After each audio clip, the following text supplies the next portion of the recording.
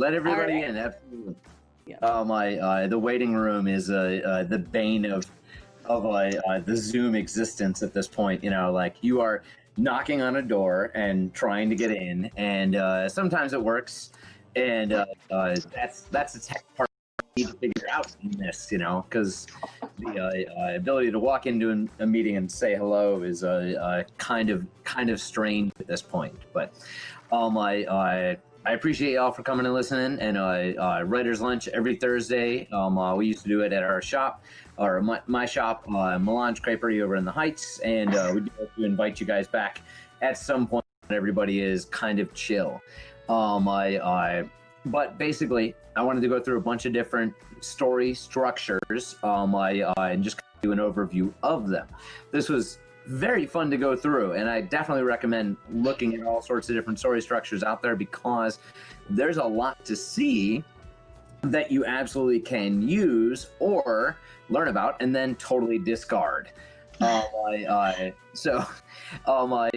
learning different ones, you decide what works for you and what you can see in other media. Looking up film and different versions of this and television and stuff like that is terribly interesting to see how novels and writing mixes with the other media. And so if I'm going to be able to throw up my screen, there we go.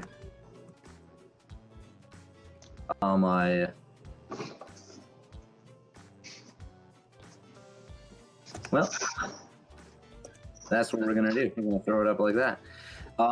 I started off looking at what are the major things that people ask for in terms of being able to look at different story structures that work for novelists. It all comes back to the hero's journey, and I don't even have a slide of that because it's familiar, and if you're not familiar with it, absolutely all research should be done on Joseph Campbell and the hero's journey. But there are a lot of different versions of it, so I just wanted to show some of those, some of which people are trying to pitch as, oh, this is going to make you a lot of money. Other ones, this is going to help deepen your understanding of the story and make for an effective story. Those two aims are not exactly opposites, but they're not the same for sure. So the hero's journey, I can't find anything outside of that that is a dominant way of structuring stories. So I am just going to show you guys some of the different ones that are out there. Dan Harmon's Story Circle. And if you know Dan Harmon, he makes the show Rick and Morty.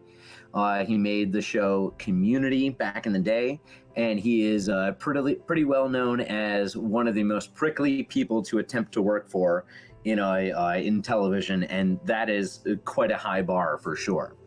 So this is an 8-fold path to simplify the hero's journey. You still have the top half of the screen that is where you are in a normal world, and the bottom half of the screen where you are in a mirror world or a different world. Basically, it starts off with, you are in your comfort zone. Move on to 2 and want something. 3, unfamiliar situation. You move on to 4, and that person adapts. On here it says search the road of trials. Get what they want. Find meeting the goddess it is here. The price to pay is 6, or in another way of looking at it, the darkest moment for the protagonist. To 7, the return to the regular world, and 8, a change is affected in the person. Here we are. If I can turn it back from that, the story circle is absolutely based on the Joseph Campbell myth, and that was him looking at a ton of different folk tales. And all of these different folk tales out there are a great way to learn how to put things together and to mine for information. For sure, the as an artist told me one time, you're only as good, and this is in terms of your art, as the obscurity of your sources. So steal often, steal heavily, and couch it completely in the fact that nobody knows what you're talking about. only you know what is being stolen and what is being invented. Hello, how are you guys doing? I'm going to switch back to it and show the next one, which is the 3-act structure. And the 3-act structure is just kind of a mountain to climb, and a bar graph, or not a bar graph, a line graph versus a circle. But it's very similar to the Joseph Campbell myth. It goes up in sections similarly. This one is drawn as 3-3-3-3, and I'll get back to that in another one later. But it is the regular world, Act 1, and then you're in an unknown world, which is the Act 2, and then you come back to the return to the regular world. This sets it up so you know where your climax is, and this you can see always in films. Frankly, I am looking at this, and I can see where those little explosions are. That is where each one of the fight scenes in Braveheart is. They timed it to the minute. And another example I've used in another talk was about how Avengers movies, Marvel movies, are ridiculously calibrated to a 3-act structure, nearly down to a minute or two from what a deviation would be in time. A 4-act structure is something people will talk about, and you can throw this right in the trash because it is the 3-act structure. It says that the 2nd act, which in the last one is twice as long as 1 or 3, is an Act 2 and an Act 3. But this is pretty similar. I mean, you even have written at the bottom right here, Special World, in terms of that, or Unknown World. Act 2, it's the same thing. So a 4-act structure, nothing special. Regards to the 3-act. So this is the Dan Harmon's story circle. I am unfortunately was showing my face instead of this lovely line graph that is the 3-act structure here. Showing that Act 2 is twice as long as Act 1 or Act 3. It's exactly the same as what people talk about as the 4-act structure. You can see at the bottom it says Special World. That Special World in the 3-act structure is Act 2. In this case, it is breaking it down into 4 sections, but they're exactly the same sections as what a 3-act structure shows. So please let me know if this does drop again, Shannon, on that. Absolutely. And then we have the 27 chapters. And this is meant for novels. It is a breakdown that basically makes it 3 acts that are similarly sized, but for sure, when you're writing a novel, you can make chapters as long or as short as you want to, so that Act 2, you can see in there, you can frankly think of it as bulked up twice the size as the ones in Act 1 and in Act 3.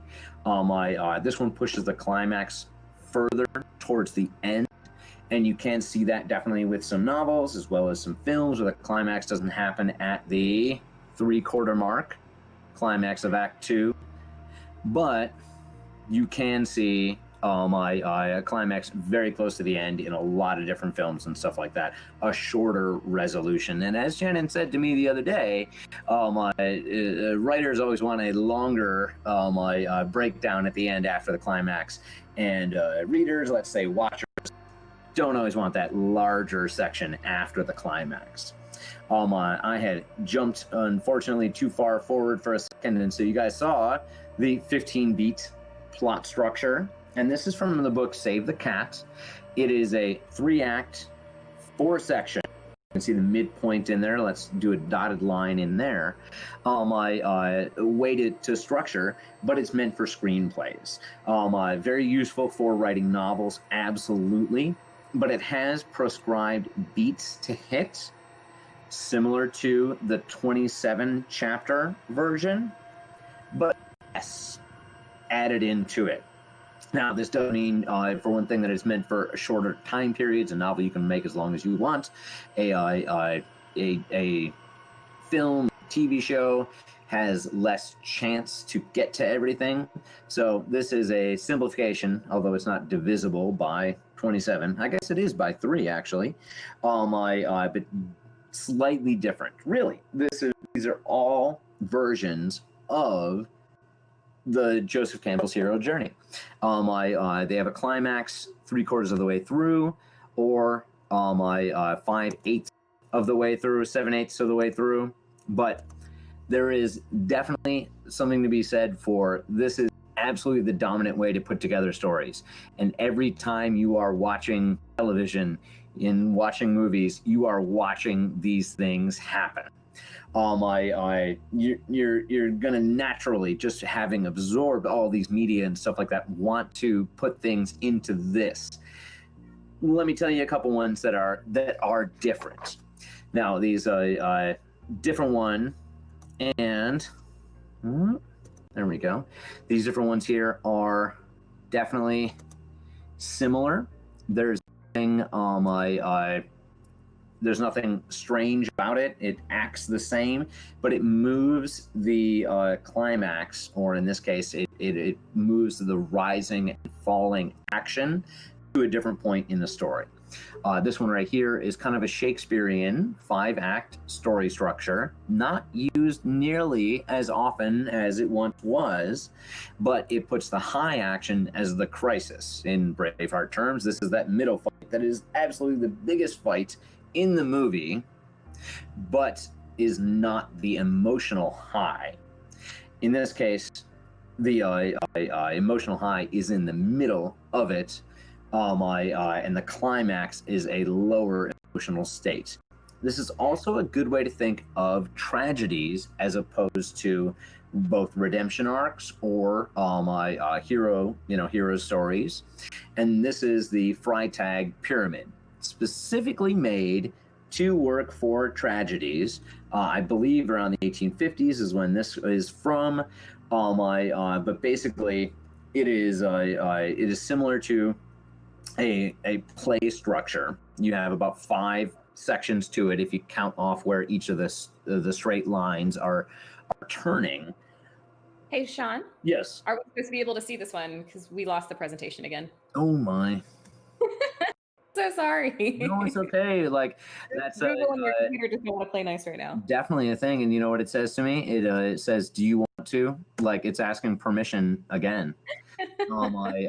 Which is strange that I changed the slide and it wants new permission for each slide, perhaps. So the Freytag pyramid, climax in the center versus towards the end, and so it's different from the 3-act structure. You can definitely consider it in your stuff, but it's more of a historical archive thing than something useful today. 2 more, and I don't have labels on here because I'm terrible at PowerPoint, which are known as Eastern ways of doing it, although I found definitely a lot of examples that are in Western culture as well. You may see storylines similar to either of these, and I'll tell you what they are in just a second.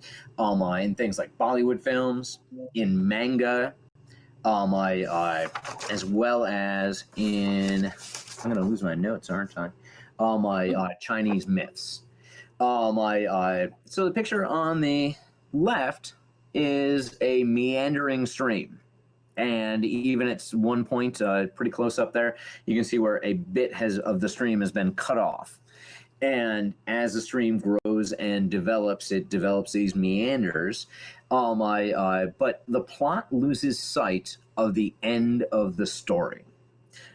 Serials, in a way, can do this. Once you get up over 100 episodes or something like that, you have no idea if you're ever going to get to the end. Manga, as I said, and there's a lot of anime shows that act like this where you have over 200 episodes and you're like, are we ever going to finish the story? Bottle episodes, which is something to Google in basically a TV history. Just look up bottle episodes and you'll see, are a very interesting thing where you are basically encapsulating the protagonists in a scene that does not change. And it just kind of cuts off from the rest of the story. Soap operas, absolutely. Anybody who grew up through the 80s knows how you can have an episode of Days of Our Lives and it will just keep changing.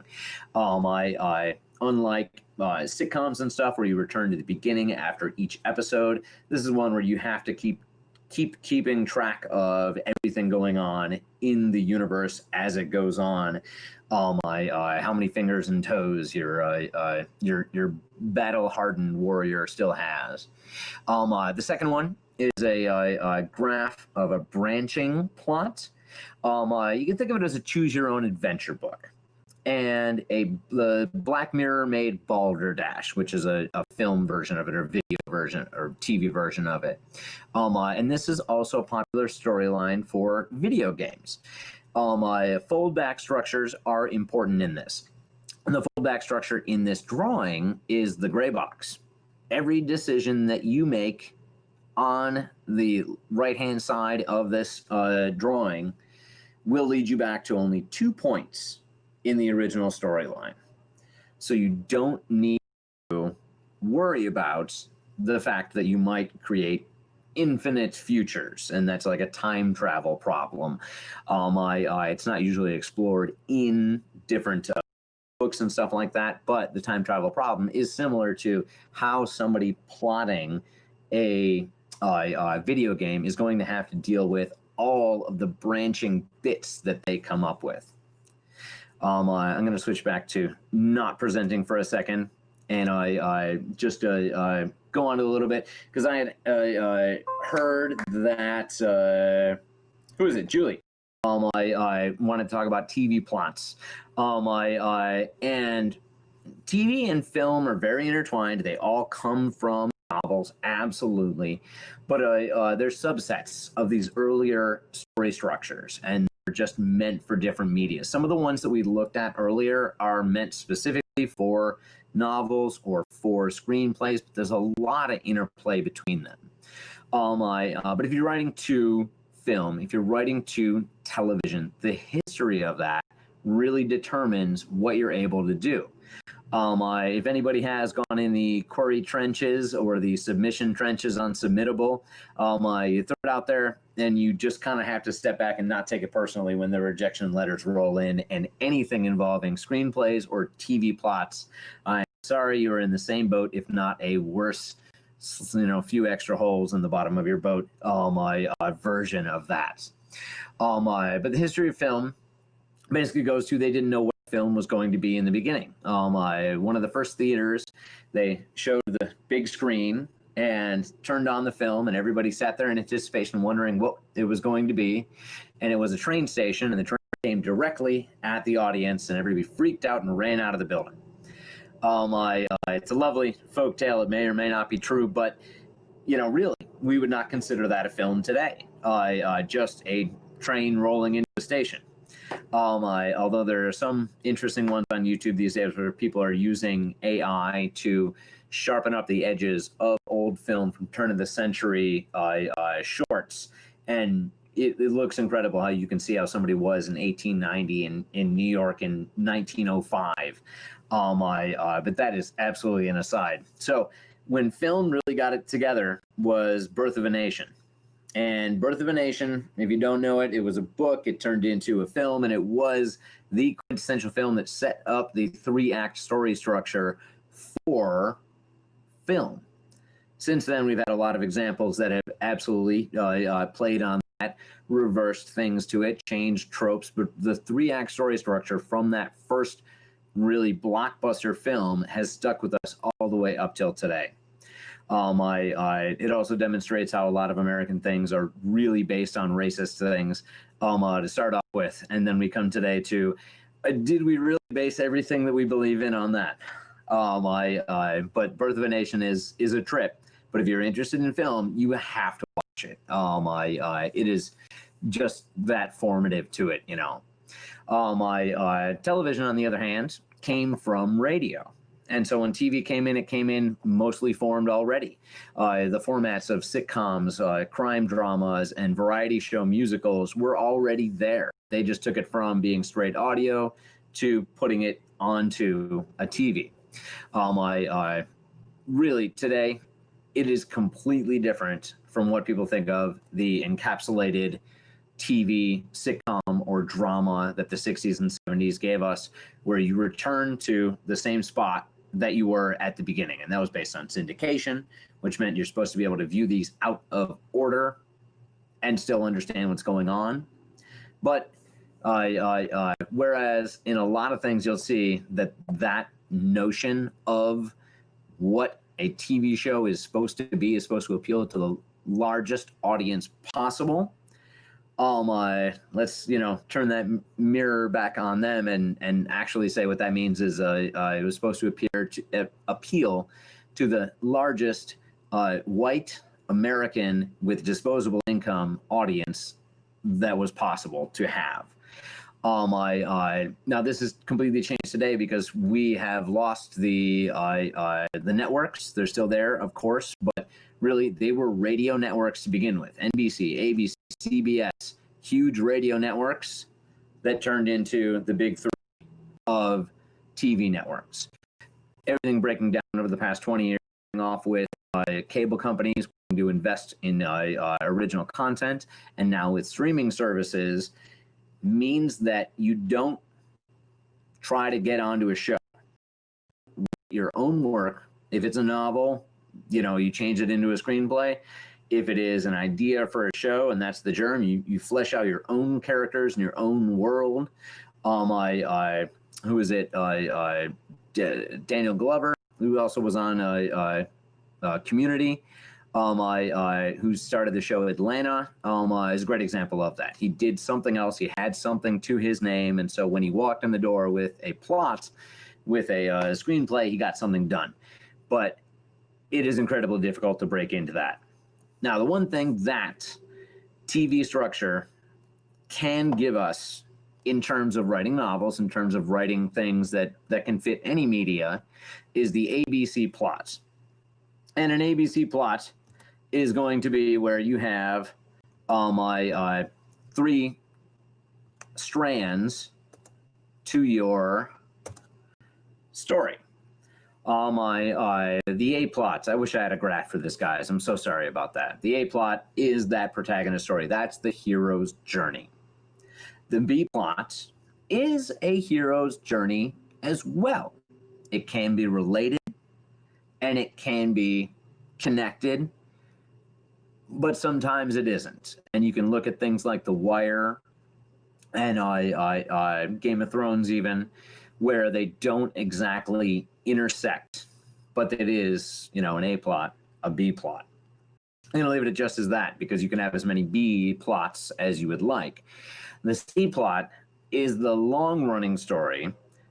In old television, it was definitely a running gag, but the overarching plot of it is the C plot. And I think the example I used when I talk about this lately was the episodes of Bones, where you have someone trying to solve a murder mystery. There's also a relationship between the two protagonists in the show. But every once in a while, usually about 5/8 of the way through, or just after the climax, they'll drop another hint related to a season or seasons long overarching story. This kind of thing is helpful for someone who's trying to put together a series. You're dropping hints along the way, and even if someone doesn't understand it, they're still going to do it. It helps you realize that these are important to have a second group, as well as moving on to the potential for another story without dropping hard hints right at the end of a book, which some people do, and is not quite so functional. I really enjoyed doing this research. I really enjoyed looking up all these things and seeing all the different things about different plot structures that are out there, and how they were so incredibly similar that there just wasn't that much difference. I could not find anything in terms of genre. I could not find anything in terms of this is how literary is. People follow these tropes. They follow this action sequence. They go along with a 3-act structure. And the only thing I have to add to that is the origin of all of these, which is fables and folktales. and I did some great research on Bahamian folktales, oral tradition folktales, back in college, and it really opened my eyes to this very interesting fact, which was one time a guy would tell a story, and so and so left the house and found a shovel in the driveway. And then the next time when somebody would tell the story, which would likely be the next day, he went out and he didn't find his shovel in the driveway where it always was. These led to a bunch of different plot points after that, but these reversals of yes and no, of being too scared to go into a house, and then the next time you tell the story, he barges straight into the house, are integral elements of interpreting the three-act structure. For everything you see for this is where a climax is, you very well may write a story that it absolutely drops to zero. There is no action at all in a climax. Just as an example, you may have some part in the oh my god, I was going to say beat the cat. In the 15-beat save the cat one, where it recommends that you do something and you do the opposite. What people are looking for in terms of original content in novels, in TVs, in books, thank you, Alyssa, is that somebody has an original voice. You still have to fit the ropes at to subvert and how to change all of these kind of built up ways that we've calcified into something. I do not want to watch Three's Company. There are a ton of episodes already out there, but if somebody did a twist on Three's Company, you might be able to sell it to Netflix tomorrow. Thank you, guys. We'll turn on everybody else's if anybody wants to talk about story structure. Thank you. So just to remind everybody, if you weren't on mute already, I put you on mute so that we wouldn't have any reverb, but you can totally unmute yourself and ask a question. Shan did have a question earlier. I'm going to go ahead and say it for her. But Save the Cat, did start out as a storyteller or a story, blah, blah, blah, a script writing. She didn't put that in. That was all me. Was script writing, and then they updated it to do novel writing. Can you talk a little bit about that? Oh my, I have not actually read it to say, but I've read basically the summaries of the Save the Cat and the 15 Beats, as well as really reading it from the point of someone who's trying to write books. So I can say for sure that those 15 beats are definitely important, in novel writing versus other stuff, but you do not have to stick to the time frame that a script writer has. And I'm going to say that that's probably the main difference between the one and the other is just the length of how it is.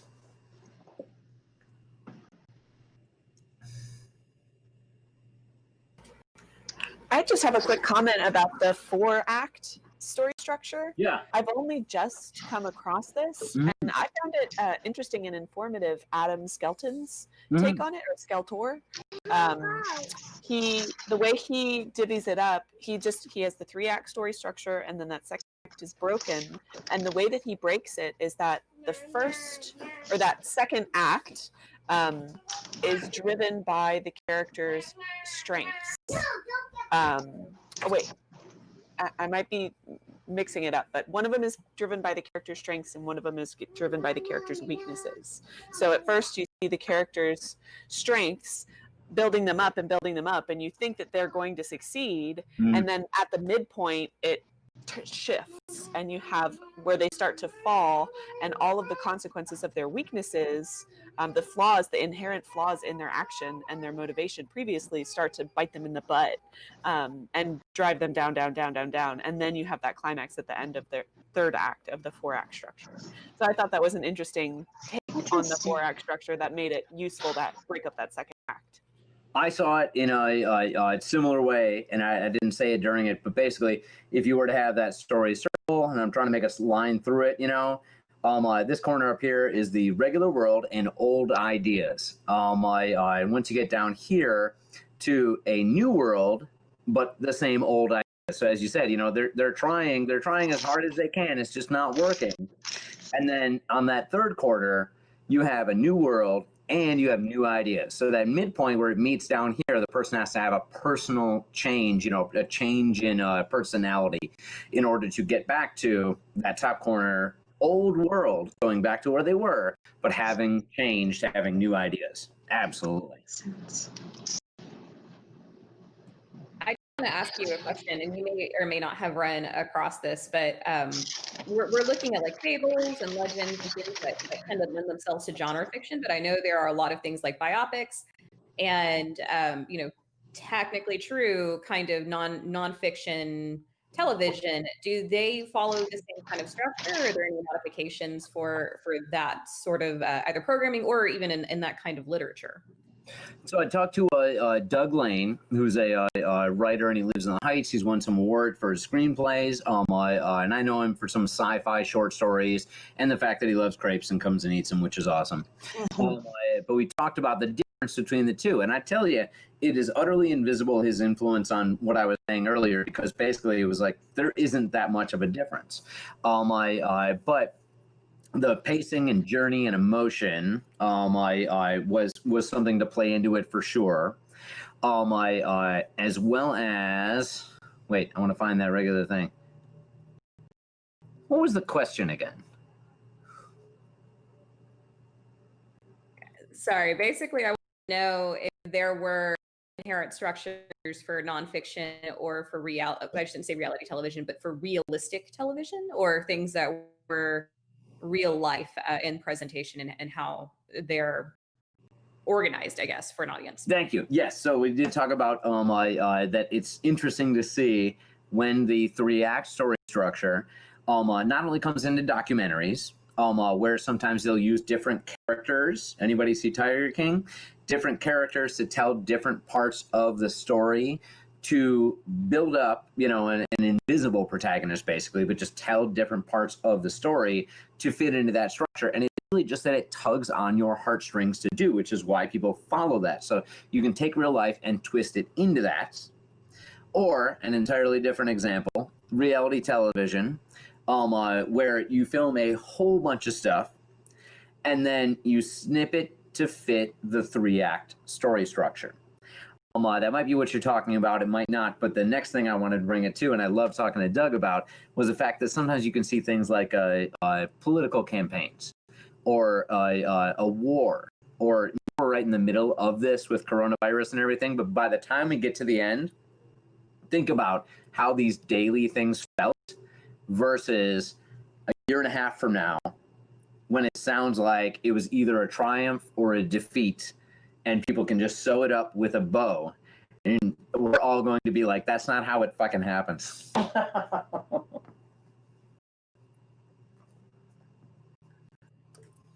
That's very cool. So, sorry, No, go ahead. I just wanted to say, like, an interesting exercise in that realistic story structure is Terrace House. If you watch Terrace House, there's they just film people living in this house, and then they clip it together and edit it together, show you their stories of how their relationships evolve and their friendships and their personal development. The show is really focused on personal development because Japanese culture is really focused on personal development. And it's fascinating to see the episodes that really work, that have like huge punch, and then the episodes that don't as much, or that get you to like really hate somebody that maybe weren't trying to be hateful. And it's a beautiful exercise in understanding story structure and the way that we develop our emotional attachment to people, and the way the way a story is put together. Because in real life, two people might not have been interested in each other at all, but us watching it, we're like rooting for them to fall in love and be together. And then when it fizzles out, we're like, hey, what happened? But editing is a beautiful thing. That could have all been created. I'm just thinking of, like all you need is someone to look over at someone, and then another shot of somewhere else. And so you can build it up in a storyline, and the people who lived it are looking back at it afterwards going, that's not how it was at all. Yeah, and it's wonderful too because it's so heartfelt and the show is so plain and bare bones. It doesn't have a bunch of special effects, it doesn't have a bunch of drama added. There's just like the stand it's like watching The Office. There's like the early Office. It's like watching the standard interactions that you have on a day-to-day basis just kind of simplified, and it's really beautiful. It's a nice vignette into human development and human experience. I get that.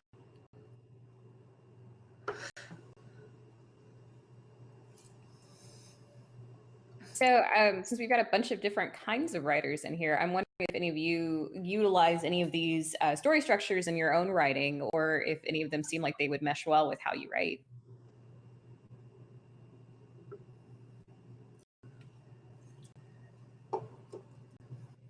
You know, I think I said before, I'm not a professional writer, although I've written a book and I've won a few contests for writing.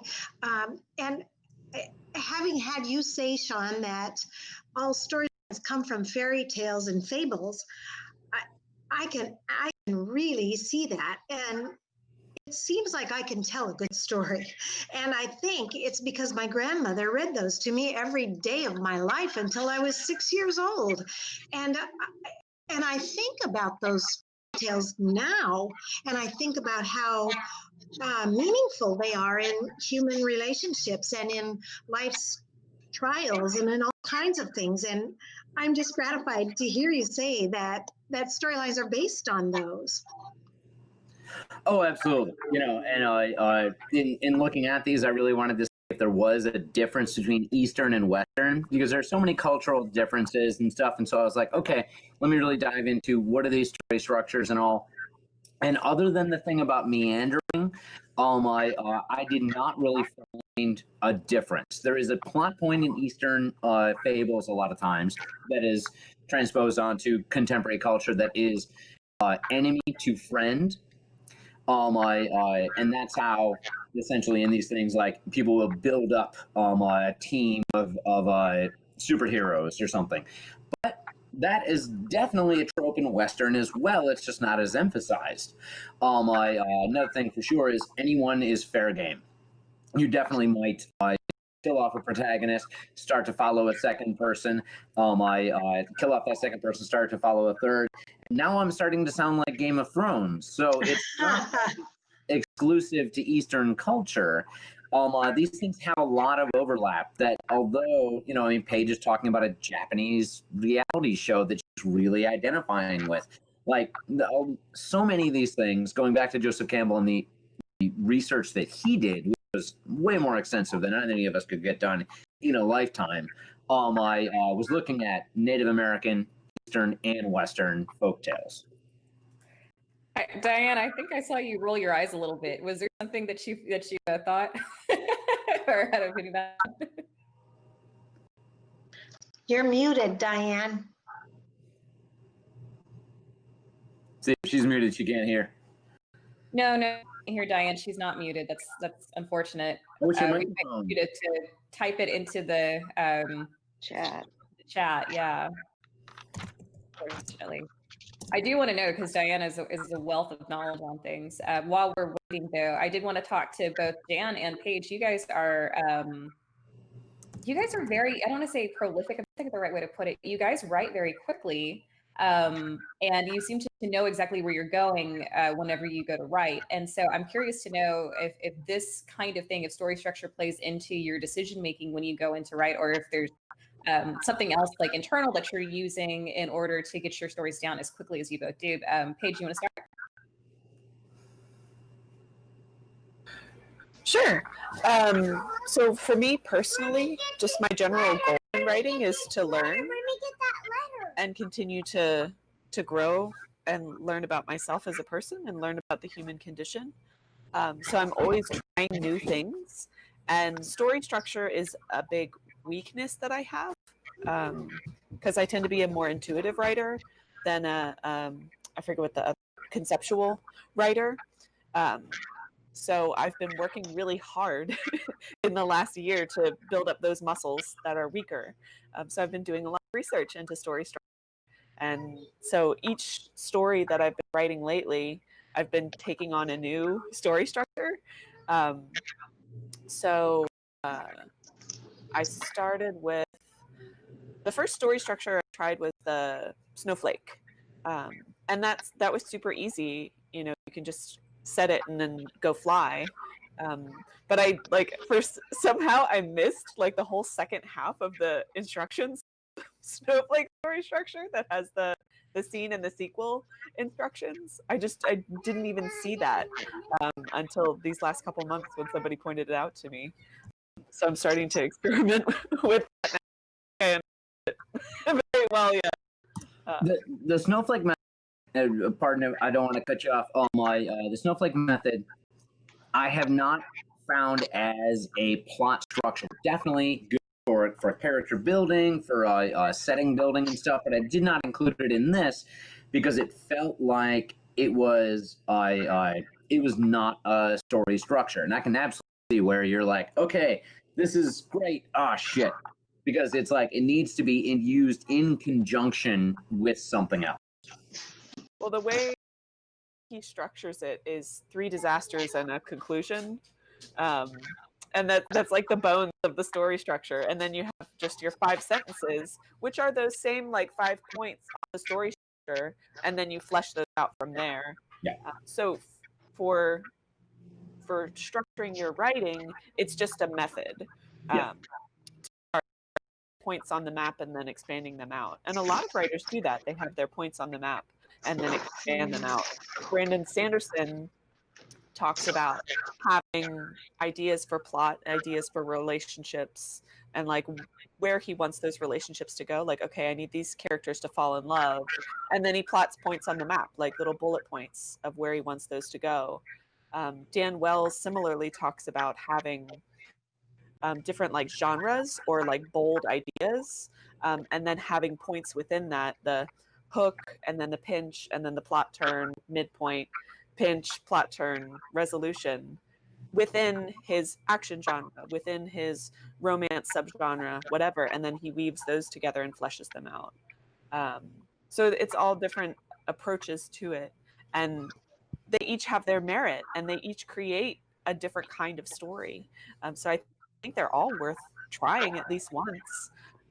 Just like with genres, like every genre is trying at least once if you have the passion and interest in writing in it. Like, we are the apple trees, not the apples. Don't get so fixated on like, oh, I have to create a thing that's saleable, so I'm not going to waste my time. Like, no, just enjoy the process and learn and refine. Even if you're going to spend your whole life being Picasso, like, learn to do figure drawing and learn to do pointillism, and go through the process to hone yourself and your own skills, even if nobody ever sees the books that you write. There's absolutely both scales, and I do not want to put anything past the pulp people who, in the 30s, 40s, 50s, really just churned out tons of work, and it was written to market. It was written to, this is going to sell, or at least this is going to sell for more than the paper was worth before it was printed on. And some of them created amazing things. Philip K. Dick came out of that tradition. And writing to market doesn't necessarily have to mean that you are giving up artistry. But I see it as a sliding scale. For sure.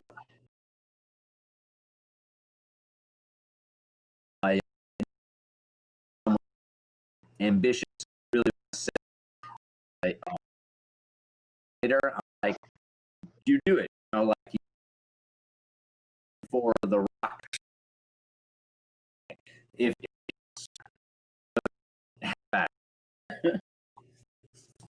I want to get to Diane, since we cannot hear her, I can see her typing. Thank you so much. Yes, feel free to use. So she's asking in different structural models. And I'm going to, partly go on to what Paige, you could do this in reverse.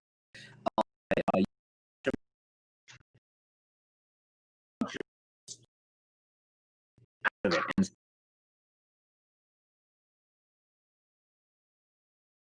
so, and then plot it out as structure.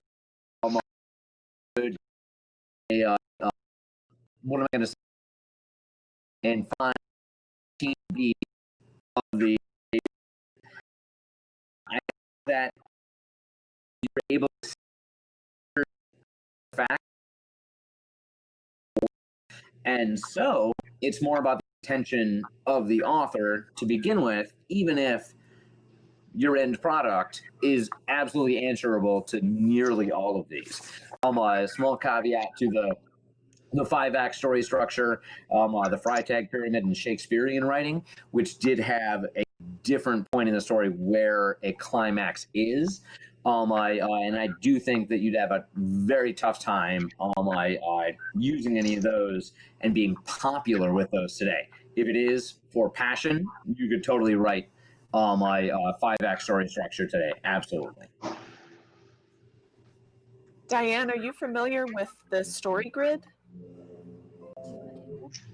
Yeah, so with story grid, they break it into the external genre and then the internal genre. And when you talk about the classic character arc, what I'm picturing is their internal genre, where they're talking about worldview narratives and what are some of the other things, like where you start off as being a crappy person and you become a better person. I don't remember the name of that arc, or like the performance or like progression arc, where they start off like kind of weak in a skill and then get better at it. So I'm picturing that, and it follows the same arc, it follows the same beats, and then as like Dan Wells and Brandon Sanderson talk about, they have their points on the map and then they weave them together. So they might be woven together at different points in the story, and have, a different shape to them. Like you might have your antagonist going through an arc where they start off, as a better person and become a crummier person through their life experiences. That arc is going to look really different compared to your protagonist's arc, and it might need to, in order to have the right effect of those things weaving together. Brandon Sanderson, in a recent lecture, he has his 2020 lecture series going up live. And in a recent lecture, he talks about a particular book of his, when he was starting writing, of his emotional arc, his character arc for his main character, and then another character that he had as a viewpoint character kind of lined up. And then he had a third character that was just in a subplot that he had, getting better and better. And then their highest point was really low compared to the other two. So he couldn't have that triumphant moment for them occurring at the same time, or it would get overshadowed. So he had it kind of in the middle of the novel, this triumphant moment for them. And then that gives a boost to the middle of your novel that can kind of get a little saggy. So in weaving the different plots together, it's nice to have the story grid structure where you look at values. Okay, in this scene, I'm going from this emotional value to this emotional value, and seeing the shape of your graph for each of for your external genre, and then for your internal genre for this character, your internal genre for that character, and then you can kind of audio mix and feel out where you want your beats to be and where you want that emotional power and emotional lulls. Let me also say Brandon Sanderson writes incredibly large books.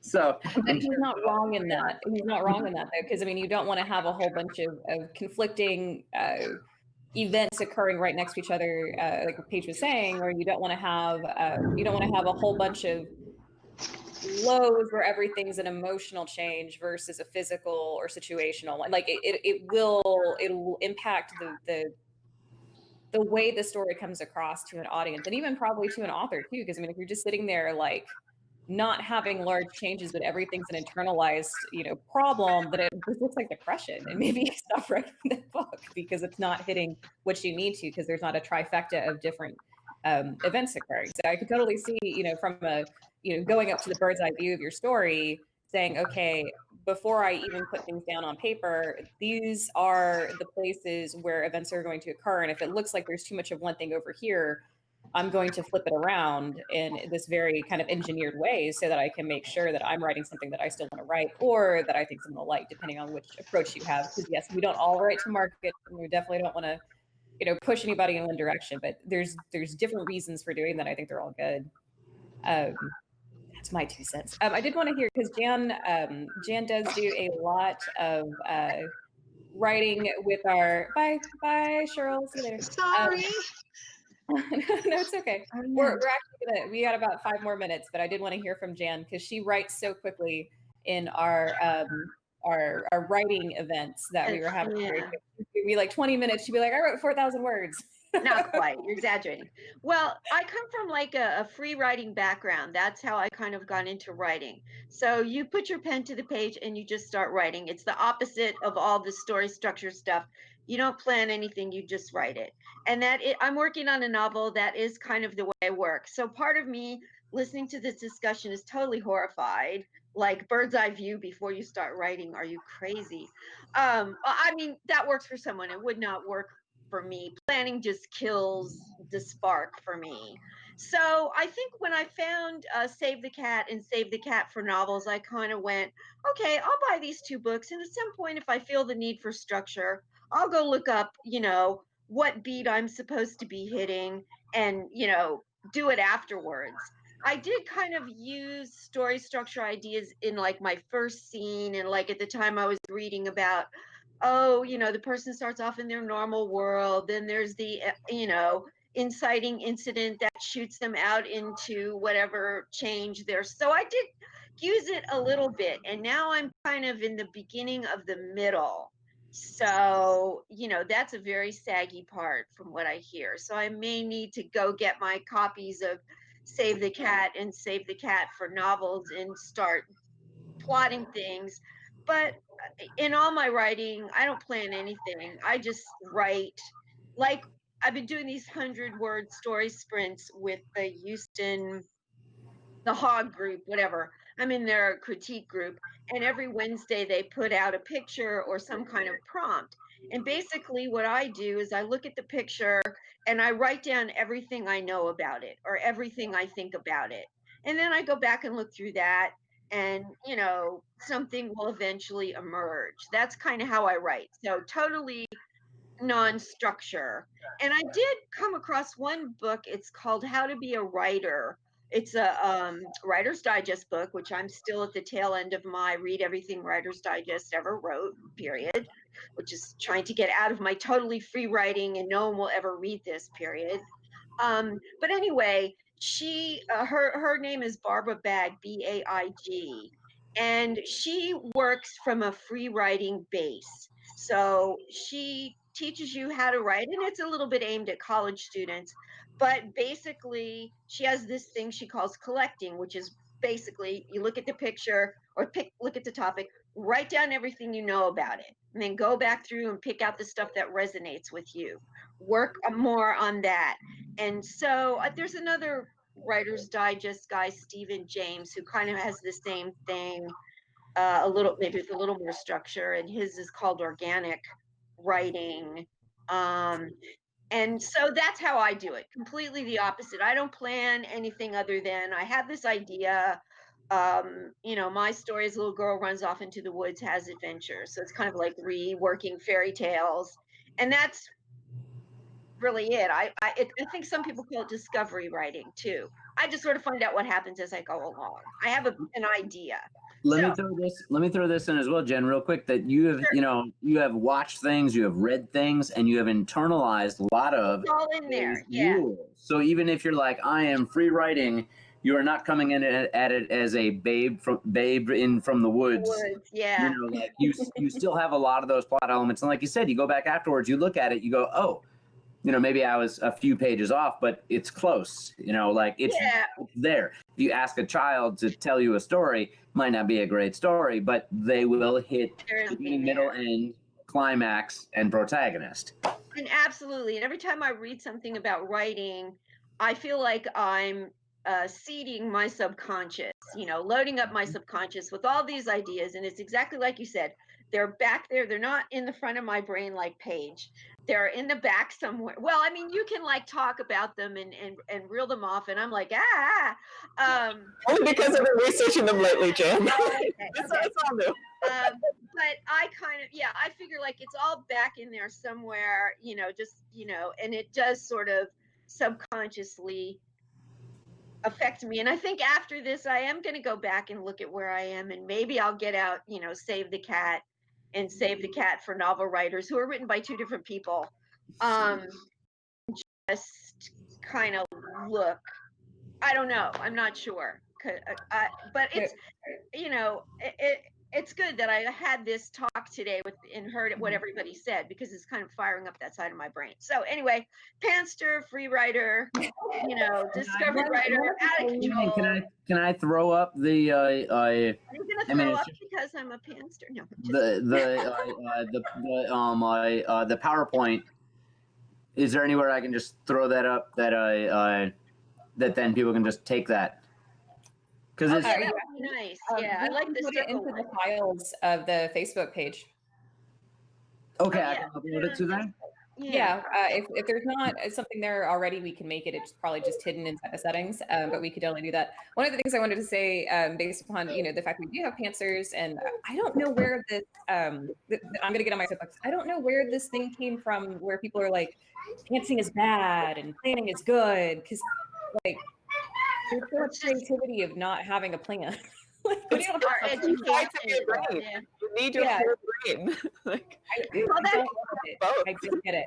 But I do know enough people who are pantsers that have felt that stigma, and I'm like, who's doing this? Like, and I will say, partly it's all the outlining we were taught in high school, but that book I mentioned, which I can put in the notes or somewhere, Barbara Begg, How to Be a Writer.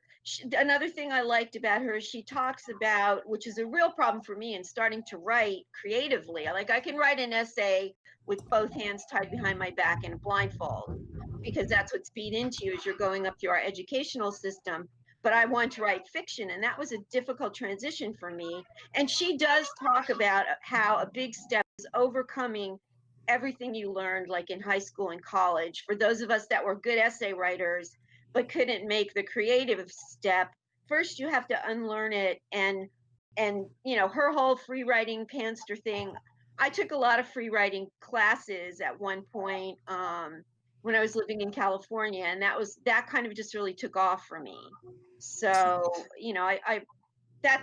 anyway. I wrote art history for years, and I was always a pantser about basically journalism. Like, I was like, fuck it, let's go. And then now I get into this, like writing fiction, and I found that I am not, in terms of this kind of writing, I am a freaking overplotter. Okay, see, I'm the opposite. I'm like, this is supposed to be fun. One of the things that I did want to recommend, especially for people who pants their first draft, which is totally fine. We all do it. Thank you, Mom. There's something called reverse outlining, and it's where you take your finished product and then you create the outline from what you already have. So whatever form of outline actually works for you, whether you're just doing bullet points, if you're doing like the Vonnegut, the changes in the triangles, or you're doing the plot dots or whatever, like whatever speaks to you. You go through your chapters and you do your bubbles, or you do your triangles, or you do this is what's changed, or this is my trifecta of events, and this is how this particular chapter addresses it. And what you do is you actually figure out where those holes are. And so if you're supposed to be getting that trifecta and you're like, oops, I totally missed out on the emotional change, then you can highlight it and mark it. Or if you're doing your plot dots, you could be like, there's no point 14. Oops. And then you go back, and that teaches you based on what you're already comfortable with, what you need to do in your next draft in order to kind of hit these planned versions of a story, especially if you're trying to write something that is genreified or that does have expectations from an audience on how it's supposed to go. Even if you pantsed it the first way through, that kind of helps you figure out what direction to take it in the post without having to, maybe make it boring the first time around, like planning it. Yeah, I would just warn against, if you have a story that's working that you pants, don't worry about trying to fit in all the conventions. That's kind of how I do it. It's supposed to be there. The conventions are good to go back if it isn't working and say, how is this working? And then you can look at, oh, okay, this is how the beats usually fall. okay, I put a beat, a cart before the horse. Yeah, that's a really good point. Thank you. And Yeah. then I just wanted to quickly mention there's a screenwriting coach called Corey Mandel who talks about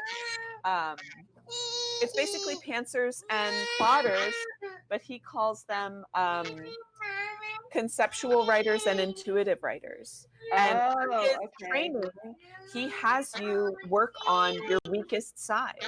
So Jan, you Oh. are an intuitive writer. Yeah. And there are many people in our sci-fi fantasy group and in the Houston Independent Authors Yeah. who are conceptual writers. They get their idea of what they're going to, their message that they're going to get across, or they have their structure that they want to follow, and they use that to go forward. So they're Yeah. starting from big and then filling in the details, whereas intuitive people start at the details and then something builds out of it. Yeah, that's not how I do it. Yeah. I like The that danger- term better. Yeah, Like, the danger of intuitive the sounds better. intuitive writer or the gardener is Yeah, that and I hate you wind that up with term. I hate an gardening. unfulfilling ending because you're just following along and meandering, and stuff gets lost along the way. But you have beautifully developed characters, and each scene is evocative and interesting. With your conceptual person, the ending is awesome, and the beats along the way are great because you plan them that way. You hit everyone. But Yeah. the characters can feel wooden, just like marionettes going through the scenes. Yeah. Each Yeah. individual scene can feel like, oh, you're just writing the scene because you needed this plot point made. Yeah. So building up your strength of the other side, what doesn't come naturally to you, can be really helpful. I'm sorry, my son is That's okay. shouting about And I the mean, justice. I have read things where people say, if you're going to do the pantser way, then you have a lot of organizing and structural work at the end. It's just when you're going to do it. If you do it the planster way, you do all your planning and your structure at the beginning and then fill in the stuff. And for me, all that sitting down and planning just kills the fun of it. So I prefer to leave it. We'll see. I'm working on a crappy first draft right now. It's my second crappy first draft for this novel. And so I love that, you can just write whatever you want. And so we'll see at the end how it all works out. It's kind of a big experimental discovery thing for me. But anyway, this has been really interesting. And if I need plot points and stuff, I definitely know where to look. So we did go a little bit over schedule. Sean, do you have any, last minute kind of words of advice for everybody? No, just the fact that we had a lot of discussion, and I'm really appreciative for that. Is awesome, and I hope you guys get a chance to just download that PowerPoint so that you see all the different graphs. Because even if you're just flipping through them, you'll find something in one that helps you more than another. Yeah, and I'll figure out how, and I'll upload that on Facebook and then share that inside of the event later today. Does anybody else have any last minute words of wisdom, advice, or words to type? Because I'm Zooming with several groups now. And for me, I live on the northeast side of town, a zillion miles from everywhere. Because I've been to Sean's creperie and had the crepes and stuff, but it's a long drive.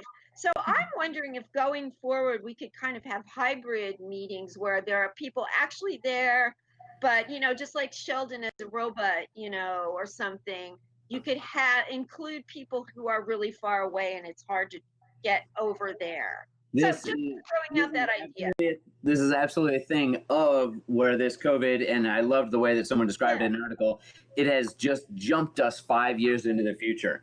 Because whereas we would be automating all these things slowly as the market determined, now it's like, bam. Need it now, It's been really good for me. It's like, I don't have to get dressed up. I don't have to get in the car. I don't have to drive an hour across town to do something I really want to do, but be exhausted when I get there, yada, yada. So anyway, I just as an introvert, I love being able to see people without having to see people. I get you. Absolutely. I feel you.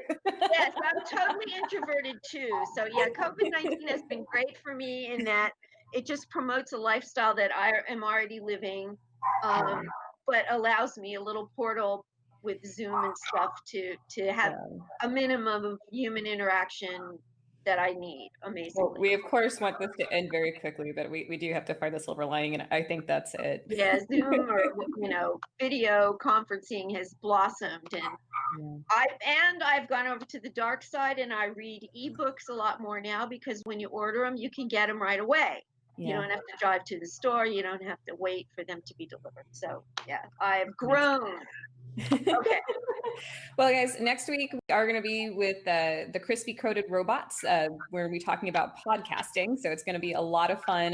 They are funny dudes, just in general. So even if they're talking about dry things like audio equipment, it'll be a great time. And it's podcasting. Is that what it is? Yes, we're going to be talking about podcasting for writers. Podcasting. I like the idea of crispy coated robots. Okay. Oh, great. Okay. Fantastic, guys. Thank you so much. We'll see y'all next Thank week. you. Yeah, this was great. Thanks a lot. Bye. Take care.